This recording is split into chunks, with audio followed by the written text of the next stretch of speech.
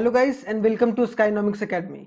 My name is Sunil Kumar Yadav और जैसे कि आप स्क्रीन पर देख पा रहे हैं, आज हम लोग क्लास 12th के आईएससी बोर्ड के लिए, किसके लिए? आईएससी बोर्ड के लिए, जो क्लास 12th के लिए हम लोग आज पढ़ने जा रहे हैं, वो भी इकोनॉमिक्स को पढ़ेंगे। ठीक है, आज से हम लोग सेशन 2024-25 को स्टार्ट कर रहे हैं, तो आप लोग ध्यान से देखिएगा और एक तरीके से आप लोगों को ये समझ में आएगा यहाँ पर कि इकोनॉमिक्स को किस तरीके से पढ़ना चाहिए और किस तरीके से स्कोर करना चाहिए। क्यों? क्योंकि इस साल वाला जो पेपर आया था, 2024 के बोर्ड एग्जाम वाला जो पेपर आया था, वो लिटिल बिट थोड़ा सा हार्ड था इन कंपेयर टू प्रीवियसली जितने भी पूछे गए थे। तो हम लोग उसी तरीके से तैयारी भी करेंगे, उसी तरीके से ये सब सारे चैप्टर्स का, जो भी इकोनॉमिक्स में चैप्टर्स होंगे, उन सब सारे चैप्टर्स के अगर नोट्स चाहिए होंगे जो मैं पढ़ाता हूँ, तो वो आप लोग इस व्हाट्सएप नंबर पर रीच कर सकते हैं। आप लोगों को यहाँ पर प्रोवाइड कर दिया जाएगा। ठीक है, नीचे हमारा फेसबुक आईडी है, हमारा इंस्टाग्राम आईडी है, वहाँ पर भी फॉलो कर सकते हैं। वहाँ पर भी जो भी अपडेट आता है आईएससी बोर्ड के द्वारा, वो भी मैं वहाँ पर करता रहता हूँ। ठीक है, और टेलीग्राम भी ज्वाइन कर लीजिएगा। टेलीग्राम पर भी पीडीएफ जो होता है वो शेयर कर दिया जाता है, इंपॉर्टेंट जो भी पीडीएफ होता है। ठीक है, तो चलिए आज से हम लोग एक नया शुरुआत करते हैं और इकोनॉमिक्स को पढ़ने की कोशिश करते हैं। सबसे पहले हम लोग सिलेबस के बारे में जानकारी लेंगे कि आखिरकार वहाँ पूछा क्या जाता है। तो जैसे कि आप लोग जान रहे हैं कि इकोनॉमिक्स का जो पेपर होता है वो आप लोगों का 80 मार्क्स का पेपर होता है। कितना मार्क्स का पेपर होता है? 80 मार्क्स का पेपर होता है। अब 80 मार्क्स को अगर डिवाइड किया जाए तो दो पार्टों में डिवाइड किया जाएगा, पेपर 1 और पेपर 2। जो पेपर 2 होगा वो प्रोजेक्ट वर्क होगा, जो कि 20 नंबर का रहता है आप लोगों का। हाँ, जो 3 आवर्स का जो आपका एग्जाम होगा, फाइनल एग्जाम, जो वो होगा 80 मार्क्स का। पेपर 1 में जो होता है, पार्ट 1 में, वो जो 20, मतलब पेपर 1 का पार्ट 1 में और पार्ट 2 दो तरीके से क्वेश्चन पूछा जाएगा। तो 20 मार्क्स का रहता है पार्ट 1 में, compulsory short answer type, testing knowledge, application, मतलब यहाँ पर एमसीक्यूज और 1 मार्क्स के क्वेश्चंस रहेंगे, शॉर्ट क्वेश्चंस। एमसीक्यूज और शॉर्ट क्वेश्चंस किसके कितने रहेंगे? आपके 20 मार्क्स। तो ये इसको सॉल्व करने के लिए आपको चैप्टर्स के डेप्थ को पता होना चाहिए, चैप्टर्स में क्या क्या चीज़ इंपॉर्टेंट है वो सब भी पता होना चाहिए। और मैं सिलेबस रिलेटेड ही पढ़ाऊंगा, कोई भी आलतू फालतू नहीं पढ़ाऊंगा। जो भी सिलेबस से रिलेटेड है वो सब सारी चीज़ों को एक एक कर हम लोग डिस्कस यहाँ पर करेंगे। ठीक है, पार्ट 2 में 60 मार्क्स का है। अगर देखा जाए तो यहाँ 8 क्वेश्चन आएगा। It will consist 8 question, out of which candidate will require to 5 question. अब 8 क्वेश्चन आएगा टोटल। अब 8 क्वेश्चन में से आप लोगों को कोई 5 क्वेश्चन ही करने हैं, मतलब 3 ऑप्शन है। अब सोचो, ऑप्शन है, मैं वो भी बताऊंगा कौन कौन से चैप्टर में ऑप्शन दिया जाता है मैक्सिमम। तो 5 क्वेश्चन और एक क्वेश्चन जो रहेगा वो 12 मार्क्स का। तो 12 5 जो कितना हो गया?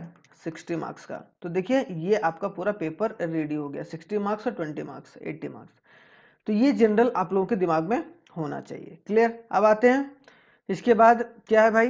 तो हम लोग देख लेते हैं पहले डिमांड का सिलेबस। आज हम लोग जो पढ़ेंगे, फर्स्ट चैप्टर जो पढ़ेंगे वो demand and law of demand. क्या? Demand and law of demand. तो demand and law of demand का जो चैप्टर है, उसमें से जो 6 टॉपिक है वो इंपॉर्टेंट है आपका, जो एग्जाम में आएगा। पहला, डिमांड, मीनिंग और फैक्टर अफेक्टिंग डिमांड, और उसके थोड़े से टाइप्स भी आप लोगों को इंपॉर्टेंट है। फिर सेकंड क्या है? डिमांड फंक्शन क्या होता है। फिर लॉ ऑफ डिमांड क्या होता है। फिर डेरिवेशन ऑफ डिमांड क्या होता है। ठीक है, उसके बाद क्या? Exception of law of demand क्या होता है। Movement and shift in demand curve क्या होता है। तो हम लोग अभी फर्स्ट चैप्टर स्टार्ट करेंगे, उसको सेकेंड पढ़ेंगे और एक तरीके से थर्ड, मतलब हम लोग इसको 3 पार्ट में डिवाइड करेंगे, पार्ट 1, पार्ट 2 और पार्ट 3, मतलब ताकि आप लोगों को पूरे अच्छे तरीके से समझ में आ जाए। ठीक है, तो आज फर्स्ट पार्ट को शुरुआत कर रहे हैं हम लोग, और फर्स्ट पार्ट में हम लोग बहुत अच्छे तरीके से देखेंगे कि डिमांड होता क्या है और किस तरीके से काम करता है। तो आई होप सो सिलेबस भी डिमांड का आप लोगों को कंप्लीट होगा। आप लोग यही पढ़िएगा, यही सिलेबस, उससे आगे सिलेबस नहीं है। ठीक है, चलिए स्टार्ट करते हैं बिना कोई देरी किए हुए डिमांड चैप्टर का, जो कि आज हम लोग फर्स्ट चैप्टर पढ़ने वाले हैं। देखो डिमांड क्या होता है, एक बात याद रखना, दो चीज होता है, एक डिमांड है और एक सप्लाई है। तो डिमांड के बाद हम लोग सप्लाई को पढ़ेंगे, उसके बाद फिर कंज्यूमर बिहेवियर को पढ़ेंगे। ठीक है, तो डिमांड और सप्लाई। डिमांड क्या होता है? डिमांड हमेशा कंज्यूमर साइड से आप लोगों को देखना है। किसके साइड से देखना है? Consumer, as a consumer. क्योंकि डिमांड जो होता है या जो मांग किया जाता है वो किसके द्वारा किया जाता है? एक कंज्यूमर के द्वारा किया जाता है। ठीक है, और जो सप्लाई देखना है वो हमेशा प्रोड्यूसर पॉइंट ऑफ व्यू से देखना है। इतना कॉन्सेप्ट याद रखना है आपको। ठीक है, कि आप एक बिजनेसमैन हो, तो बिजनेसमैन सप्लाई करता है, और जो लोग होता है, जो कंज्यूमर होता है, जो कस्टमर होता है, वो डिमांड करके खरीदता है, सामान को परचेस करता है। तो डिमांड और लॉ ऑफ डिमांड को शानदार तरीके से हम लोग कवर करेंगे। ये फर्स्ट पार्ट है आप लोगों का। ठीक है, तो चलिए स्टार्ट करते हैं पहले स्लाइड से। ठीक है, पहला स्लाइड और पहला क्वेश्चन ये रहा आपके स्क्रीन पर। ठीक है, ये रहा क्या? The first and foremost question which arise in our mind is that why some commodity or a goods have a price and some haven't. Simple सी बात है, हम लोग देखते हैं आम जिंदगी में कि भाई कुछ चीज़ों का जो होता है वो प्राइस होता है, कुछ चीज़ों का प्राइस होता है, मूल्य होता है, या फिर बोला जाए जिसका एक प्राइस टैग होता है, और किसी का जो होता है वो प्राइस नहीं होता, किसी भी चीज़ का, कोई भी चीज़ का प्राइस नहीं होता, किसी चीज़ का प्राइस होता है। तो हमेशा याद रखना है डिमांड उसी चीज़ का होगा, मतलब जो डिमांड किया जाएगा कस्टमर के थ्रू, या कस्टमर उसी चीज़ का डिमांड करेगा जिस चीज़ का प्राइस होगा कोई। तो प्राइस इंपॉर्टेंट रोल प्ले करने वाला है, ठीक है। अगर प्राइस नहीं है इसका मतलब क्या, डिमांड क्रिएटेड नहीं है। जैसे कि एयर, एयर क्या, एयर फ्रीली अवेलेबल है ना, एयर क्या है, फ्रीली अवेलेबल है। अब एयर जो है वो फ्रीली अवेलेबल है, इसका मतलब क्या, इसका कोई प्राइस नहीं रखा गया है, मतलब इसका कोई प्राइस नहीं है, मतलब एयर का कभी भी डिमांड हम लोग नहीं निकाल सकते, या फिर हम लोग डिमांड नहीं कर सकते हैं, क्योंकि ये इन्वायरमेंट में पूरे तरीके से फैला हुआ है। क्यों, क्योंकि इसका कोई प्राइस नहीं है। अब जब प्राइस नहीं है तो हम लोग इसका डिमांड भी नहीं इसका निकाल सकते हैं या फिर क्रिएट कर सकते हैं। लेकिन क्लोथ, अब क्लोथ्स क्या, क्लोथ का प्रॉपर प्राइस रहता है कि नहीं। अब प्राइस रहेगा तो इसका मतलब क्या, डिमांड क्रिएट कर जाएगा, ठीक है। कार है, कार का भी क्या होता है, प्राइस होता है, तो प्राइस होता है इसका मतलब क्या है कि डिमांड क्रिएटेड है। तो यहाँ पर याद रखना है कि जिस चीज़ का प्राइस होता है उसी चीज़ का डिमांड होता है, बस ये चीज़ यहाँ तक आप लोगों का कंप्लीट होना चाहिए। जब the commodity which has a price has a, एक तरीके से क्या बोलेंगे, डिमांड, ठीक है। अब चलिए आगे आगे चलते हैं। अब आते हैं मीनिंग ऑफ डिमांड, क्या क्या मीनिंग ऑफ डिमांड क्या होता है। अब आते हैं प्रोफेशनल वाले में कि जो लिखना है आप लोग को एग्जाम में। अगर डिमांड आ गया तो demand is a quantity of a commodity, ऐसा क्वांटिटी है कमोडिटी का that a consumer is willing to buy. क्या कंज्यूमर क्या कर रहा है, विलिंग टू बाय कर रहा है, मतलब वो इच्छा शक्ति जता रहा है कि मेरे को खरीदना है, willing to buy and able to buy, और उसके पास उतना पैसा है कि उस चीज को वो खरीद सके। क्या मैंने बोला कि एक तो वो विलिंग कर रहा है, विलिंग मतलब क्या, कि वो खरीदना चाह रहा है, ठीक है, और उसके पास उतना पैसा है, परचेजिंग पावर भी है, मतलब परचेजिंग पावर भी है। तो परचेजिंग पावर है, इसका मतलब क्या है कि डिमांड क्रिएटेड है। Able to buy at a various possible price during a given period of time is known as demand. तो हमेशा यही याद रखना है, ठीक है। Quantity of demanded that a consumer is willing and able to buy at a various possible price during a given period of time, यहाँ पर याद हो जाना चाहिए आप लोगों को, ठीक है। तो यहाँ पर अगर डेफिनेशन को देखा जाए तो चार चीजें एसेंशियल, मतलब बोला जाएगा what are the elements of demand, तो there is 4 elements of demand, essential elements of demand. पहला जो होता है वो क्या होता है वो देखते हैं। जो पहला होता है वो हमारे पास है, demand in economics is always at a price. हमेशा जो डिमांड होगा वो किसके ऊपर निर्भर करेगा, किसके ऊपर डिपेंड करेगा, price. It makes no sense if it is not related with the price. अगर उसका कोई प्राइस नहीं है तो उसको कोई भी सेंस नहीं बनाता है। यहाँ तक क्लियर हो गया। अब आते हैं सेकंड में, demand and desire are use to convey the same meaning. कभी भी डिमांड है वो डिजायर से रिलेट करता है, लेकिन उसके साथ ही साथ क्या आता है कि विलिंगनेस, आपकी इच्छा शक्ति है कि मेरे को वो चीज़ खरीदना है, और आपके पास एबिलिटी भी है, मतलब उतना पैसा भी है कि आप उस चीज़ को खरीद सके, तब क्या है कि डिमांड क्रिएटेड है, मतलब तब डिमांड है, मार्केट में है, मतलब आप डिमांड कर सकते हैं। Demand is always express with reference of particular time period. अब डिमांड कभी भी पॉइंट ऑफ टाइम में डिनोट नहीं करेंगे, हमेशा किस में डिनोट करेंगे, पीरियड ऑफ टाइम में। क्यों, क्योंकि एक आप ये बोलते हो ना कि भाई एक साल में, मान लो कि एक साल में आपने आपने 10 पेंसिल खरीदा, मतलब एक साल में आपने कितने पेंसिल का डिमांड करा, 10 पेंसिल का डिमांड करा है। तो हम लोग एक साल में ये नहीं बोलते आज कितना पेंसिल डिमांड करें हैं, आज नहीं, हम लोग पीरियड, एक वीक, एक ईयर, एक मंथ, तो वो सब चीज़ के बारे में यहाँ पर हम लोग ये यहाँ पर एक्सप्रेस किया जाता है। Demand is always express with reference to the time, हमेशा टाइम के रेफरेंसेस को डिनोट किया जाता है। उसके बाद फोर्थ है, demand depends upon the quantity of commodity. क्यों, क्योंकि डिमांड जो है वो हमेशा फ्लो वेरिएबल है। क्या, demand depends upon the quantity, कि कितना क्वांटिटी खरीदा जा रहा है किस प्राइस पर, कितना क्वांटिटी खरीदा जा रहा है किस प्राइस पर। तो क्वांटिटी पर डिपेंड करता है, प्राइस पर डिपेंड करता है, विलिंगनेस होना चाहिए, इच्छा होना चाहिए, और एबिलिटी होना चाहिए, उतना पैसा होना चाहिए, और हमेशा वो प्राइस पर डिपेंड करता है, ठीक है। आई होप सो ये सारी चीज़ें एलिमेंट डिमांड का समझ में आ गया होगा। अब आगे बढ़ते हैं। अब आते हैं दूसरा चीज़, टाइप्स ऑफ डिमांड। अब टाइप्स ऑफ डिमांड कितने तरीके के होते हैं भाई, बहुत सारे तरीके के। अब देखो कंज्यूमर जो होता है वो वेरियस गुड्स जो है क्लासिफाइड होता है number of consumer of the product. अब जैसे मान लो कि कोई डिमांड कर रहा है, अब कोई डिमांड एक आदमी कर रहा है तो उसको इंडिविजुअल डिमांड बोल दिए, है कि नहीं। अब डिमांड ऐसा तो नहीं है कि सारे लोगों के द्वारा किया जाएगा एक ही बारी, एक लोगों के द्वारा किया जा रहा है फिर दूसरे लोगों के द्वारा किया जा रहा है। तो इसी तरीके से बहुत सारे टाइप्स होते हैं डिमांड के, कि किस तरीके से डिमांड का। तो there are 7 major types of demand, 7 major types हैं डिमांड के। पहला है इंडिविजुअल डिमांड। कि इंडिविजुअल डिमांड क्या होता है? इंडिविजुअल डिमांड जो एक बंदा डिमांड कर रहा है। जैसे ये राम है, अभी आगे समझाऊंगा। राम ने एक पेंसिल का डिमांड करा है, तो इसका मतलब क्या? या 10 पेंसिल का डिमांड करा है, इसका मतलब ये इंडिविजुअल डिमांड है। A demand which is created by a individual, household और a person is known as individual demand. Market demand जो सारे लोगों के द्वारा किया जा रहा है। एक्स एंटे डिमांड जो सोच रहा है करने के लिए डिमांड। अभी मैं बताऊंगा एक एक डिटेल में, ठीक है। एंटे मतलब पहले, कि खरीदने से पहले जो, या फिर जो प्रायर वो चीज सोचता है कि भाई हाँ मेरे को ये खरीदनी है। एक्सपोस्ट बाद में, जो एक्चुअल में वो खरीदता है बाद में, एक्चुअली बाइस, जो एक्चुअली बाई करता है उसको हम लोग क्या बोलेंगे? एक्सपोस्ट। ज्वाइंट डिमांड जो साथ में डिमांड होता है। डिराइव डिमांड किसी चीज से डिराइव हो रहा है। कंपोजिट डिमांड जब बहुत सारे डिमांड के होने की वजह से एक चीज का डिमांड बढ़ जाना या घट जाना, ठीक है। तो ये सब सारी चीजों को एक एक कर हम लोग डिस्कस करेंगे। आप लोग ये याद रखिएगा, there is 7 types of demand. Clear? अब एक एक कर डिमांड को देखते हैं। पहला जो है वो क्या है? Individual demand. इंडिविजुअल डिमांड मतलब एकलौता इंसान को डिमांड कर रहा है। जैसे मान लो कि ये बंदा यहाँ पर है, ठीक है। अब ये लैपटॉप से कुछ चीज खरीदना चाह रहा है ऑनलाइन, इसका मतलब एकलौता आदमी है जो डिमांड कर रहा है। मतलब individual demand refers to the quantities of a commodity that that an, यहाँ पर एन इंडिविजुअल कंज्यूमर, जो भी an individual consumer is willing to purchase at a various possible price at a given period of time.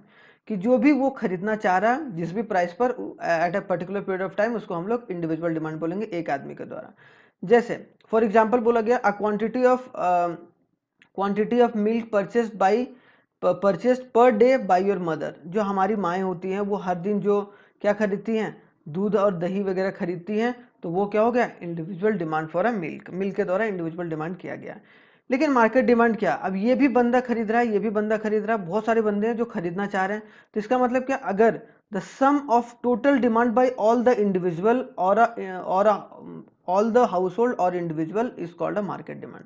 कि जितने भी लोगों के द्वारा, सारे लोगों के द्वारा, कि जितने भी चीज़ों का जो डिमांड किया गया जिस भी प्राइस पर, उसको हम लोग बोलेंगे मार्केट डिमांड। ठीक है। तो सम ऑफ टोटल डिमांड, जितना भी सम है, अगर जोड़ देंगे सारे इंडिविजुअल डिमांड को तो हम लोग वो मार्केट डिमांड आ जाएगा। ठीक है।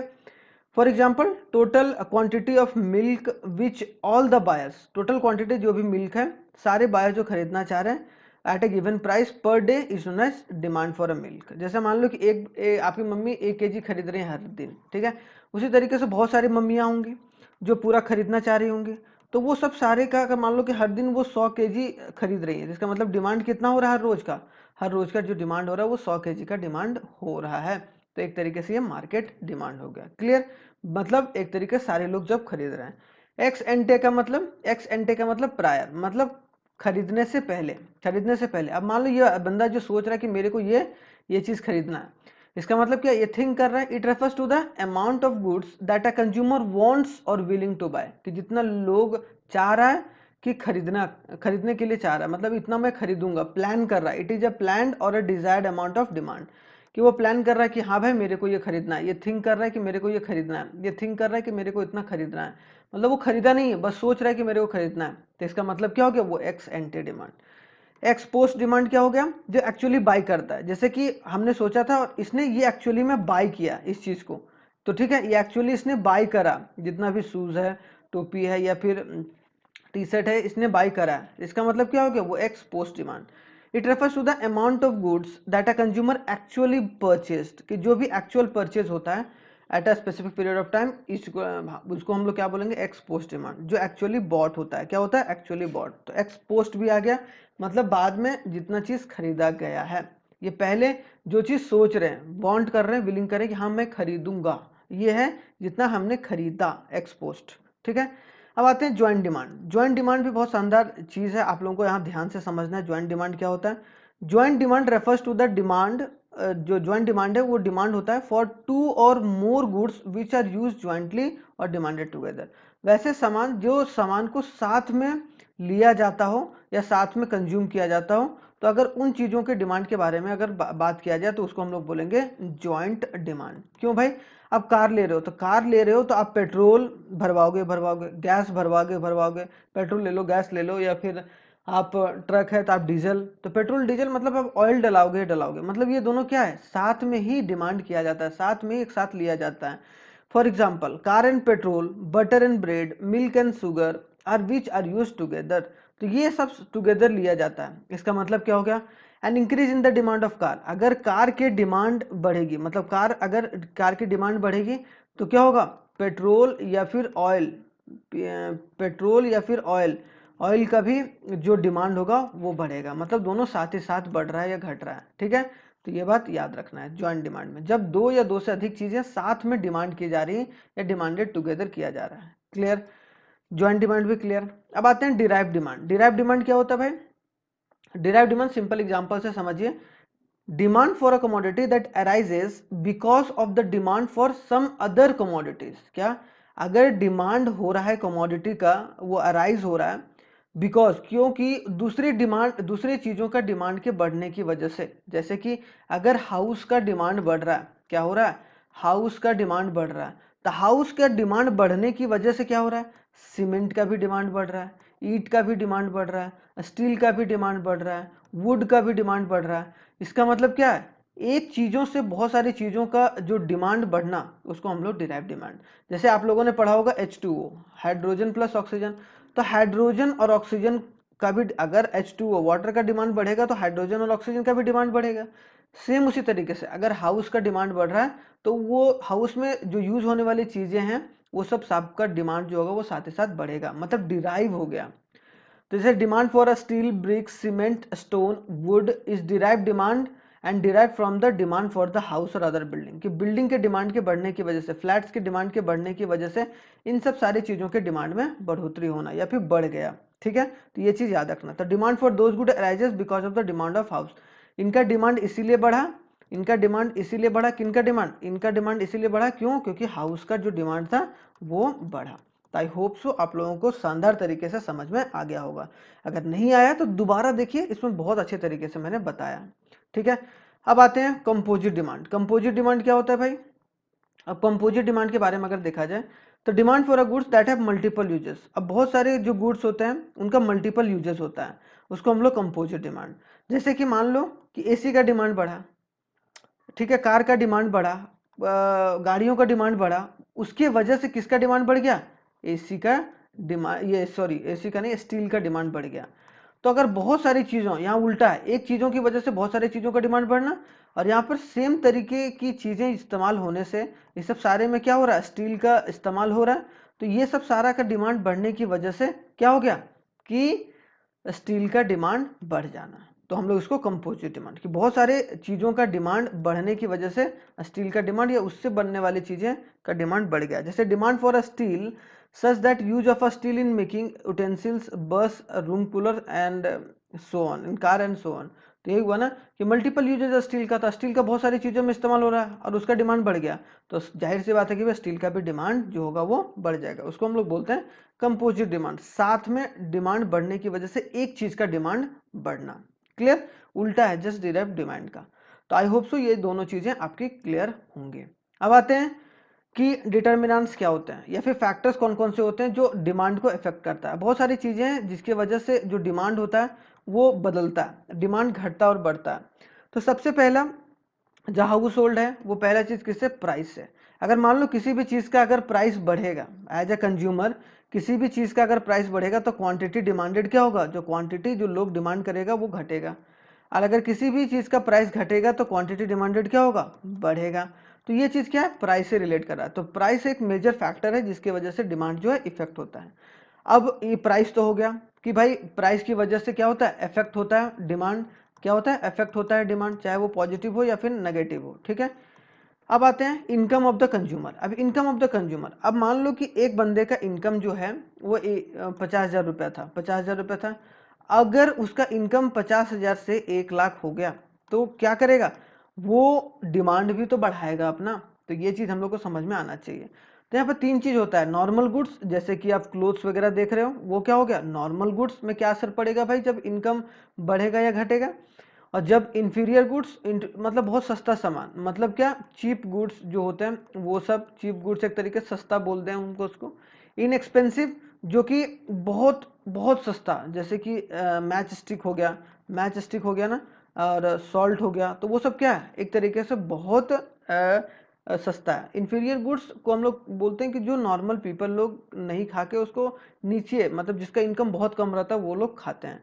तो अगर मान लो कि इनकम बढ़ गया, क्या हो गया इनकम बढ़ गया, अब इनकम के चेंज होने की वजह से इनकम बढ़ा, यहाँ प्राइस नहीं इनकम बढ़ा, अगर इनकम बढ़ेगा तो नॉर्मल गुड्स का, जो नॉर्मल गुड्स का डिमांड होगा वो बढ़ेगा। याद रखना है क्या होगा कि अगर इनकम बढ़ेगा तो नॉर्मल गुड्स का डिमांड बढ़ेगा, सिंपल सी बात है, क्योंकि लोग ज़्यादा अच्छा अच्छा कपड़ा खरीदने लगेंगे। फिर इंफीरियर गुड्स जो बहुत सस्ता सामान होता है वो क्या होगा, अगर इनकम बढ़ेगा इसमें तो जो इंफीरियर गुड्स है, इंफीरियर गुड्स मतलब जो बहुत नीचे तबके की सोसाइटी खाती है, मतलब ज़्यादा महंगा सामान नहीं, तो इसका मतलब इसका जो इंफीरियर गुड्स का डिमांड होगा वो कम होगा। क्यों भाई, क्योंकि अब मान लो पहले आप सस्ता सामान खा रहे थे, अब आपकी इनकम बढ़ गई तो आप क्या करोगे और अच्छा सामान खाओगे ना, अब गुड सामान खाओगे, मतलब आप नॉर्मल गुड्स की तरफ जाओगे, है कि नहीं, नॉर्मल गुड्स की तरफ जाओगे, मतलब जो इंफीरियर गुड्स होगा उसकी डिमांड कम हो जाएगी।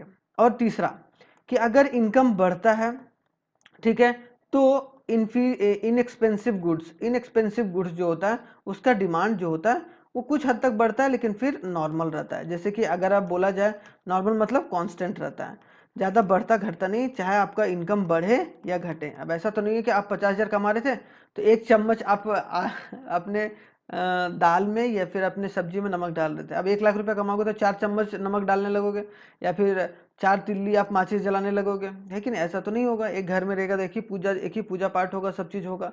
तो नॉर्मल गुड्स या इनएक्सपेंसिव गुड्स का जो रहता है वो डिमांड अनचेंज होता है। तो ये तीनों चीज़ के बारे में आई होप सो आप लोगों को शानदार तरीके से समझ में आया होगा। अब यही अगर उल्टा हो जाता तो बस जस्ट उल्टा होता, इनकम अगर यहाँ पर नॉर्मल गुड्स का डिक्रीज हो जाएगा तो नॉर्मल गुड्स क्या होगा कि डिक्रीज हो जाएगा, नॉर्मल गुड्स कम खरीदने लगेगा। यहाँ पर इनकम अगर घट जाएगा, अगर इनकम घट गया तो इंफीरियर गुड्स का डिमांड क्या होगा बढ़ जाएगा। क्यों, क्योंकि लोगों को ये लगने लगेगा कि भाई अब कहाँ से, अब महंगा सामान तो और नहीं खाएगा, तो ये चीज़ और ज़्यादा खरीद के रखेगा ताकि और जो है वो महंगा वगैरह ना हो जाए। फिर ठीक है, तो आई होप सो ये चीज़ शानदार तरीके से समझ में आया होगा, ये इंपॉर्टेंट है। ठीक है, अब नहीं समझ में आएगा दोबारा जरूर देखिएगा। कंज्यूमर टेस्ट एंड प्रेफरेंस पर भी डिपेंड करता है डिमांड का। कंज्यूमर टेस्ट, अब मान लो कि लोगों का कोविड के बाद क्या हो रहा है कि भाई अपनी हेल्थ पर ज़्यादा ध्यान दें, मतलब लोग ज़्यादा जिम जा रहे हैं। अब ज़्यादा जिम जा रहे हैं इसका मतलब क्या है कि लोगों का टेस्ट बदल रहा है, तो इसका मतलब टेस्ट बदलने का मतलब क्या है कि तो इंक्रीज इन डिमांड हो रहा है किसका, जिम का। तो उसके वजह से भी, मतलब टेस्ट और प्रेफरेंस की वजह से भी लोगों का जो डिमांड है वो घटता बढ़ता है। प्राइस ऑफ रिलेटेड गुड्स, अब प्राइस ऑफ रिलेटेड गुड्स का मतलब क्या है, दो तरीके का रिलेटेड गुड्स होता है प्राइस का। जैसे सब्स्टिट्यूट गुड्स होता है जिसको हम लोग कॉम्पिटिटिव गुड्स भी बोलते हैं। अब जैसे मान लो कि ये टी है और ये कॉफ़ी है, ठीक है, ये क्या है सब्स्टिट्यूट गुड्स है, जिसको एक के साथ दूसरे के साथ रिप्लेस कर सकते हैं। क्या कर सकते हैं, इसके जगह पर ये कंज्यूम कर सकते हैं, इसके जगह पर ये कंज्यूम कर सकते हैं।